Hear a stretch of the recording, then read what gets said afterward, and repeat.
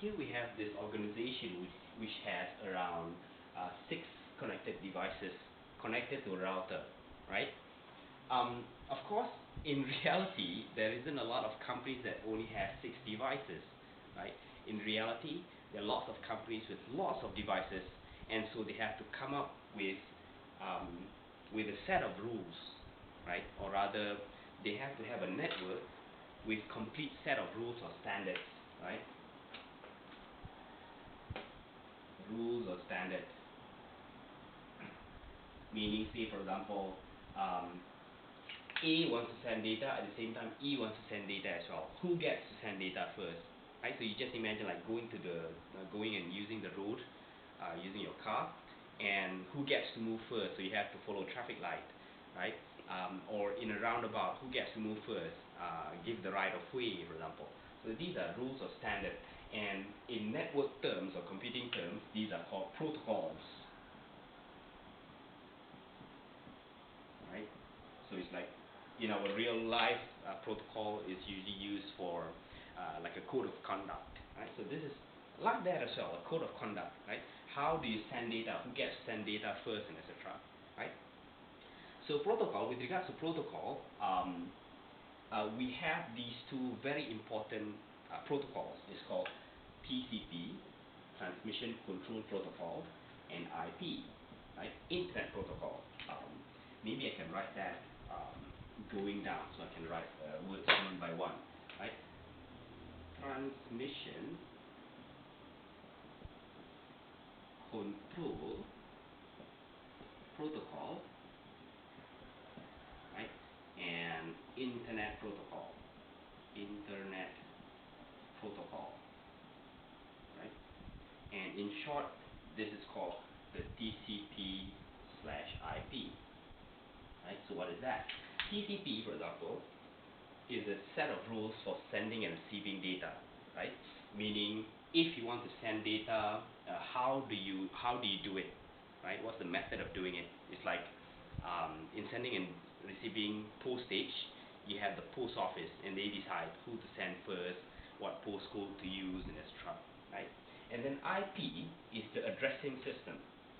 If you have a very good postal service, but you don't have house addresses, chances are your data will arrive really late, or you might not arrive at all, or all the postage workers will go to picket, I don't want to do this anymore, right?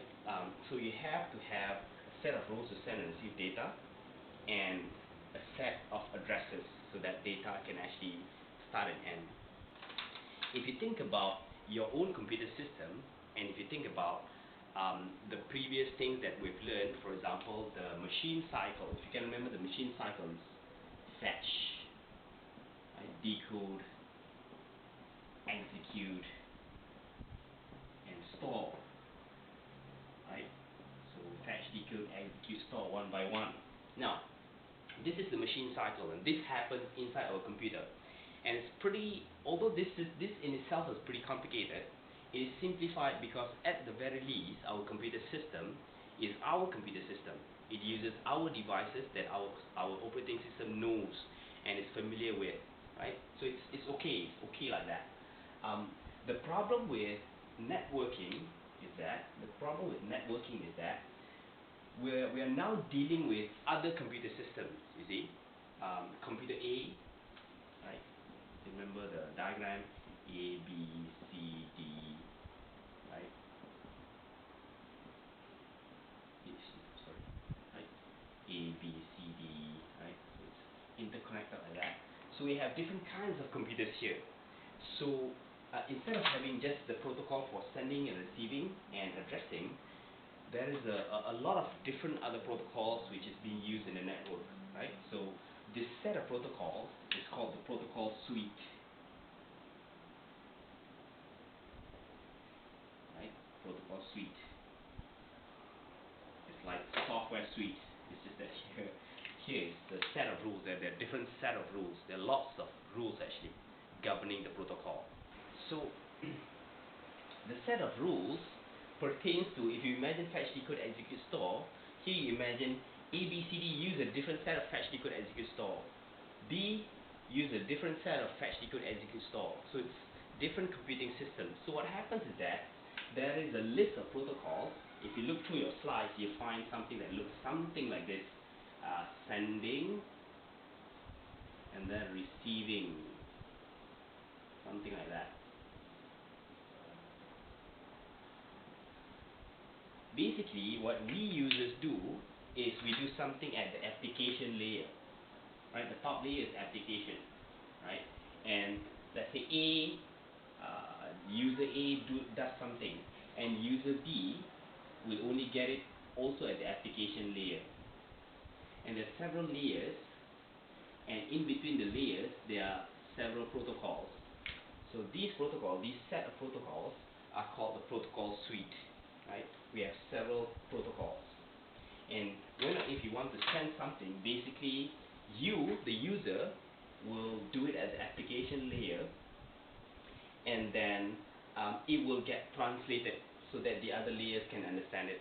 And one by one by one, and at the bottom is where we have the physical layer, right? At the bottom here is the physical layer. And needless to say, it is the physical layer which is where data is actually sent to the other computer. You see? It's like, for example, computer A and B is connected together physically using a cable, for example, right? So the cable is the one connected to each other. So at the physical layer, they will get connected, right? Then upon receiving, it will still go layer by layer by layer by layer until it gets to the application layer, where user B gets to see the data, the information that A sent, right?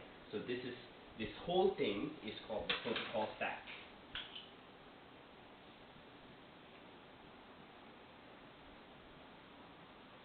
Right? So this whole thing is called the protocol stack, and they have a different set of protocol. Like I said earlier, is because different machines have different systems.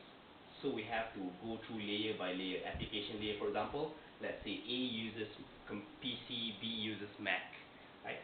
So you know the application layer is different. Application layer here is Google Chrome, this is Safari, for example, right? So it has to be one by one by one until it gets to the physical part, which is cable. Then it gets up again for the recipient or receiver, right? And that is the protocol stack. In a local area network, right? Two very popular method of transferring data or standard of communication is called one Ethernet, right? So this is using cable or wired,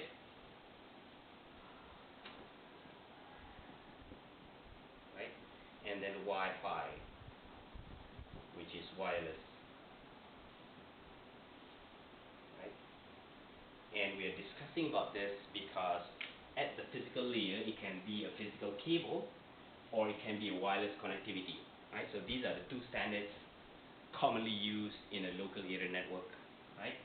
And later, once you know all of this data communication network stuff, you'll be able to set up your own home network, which will be something that we'll discuss later.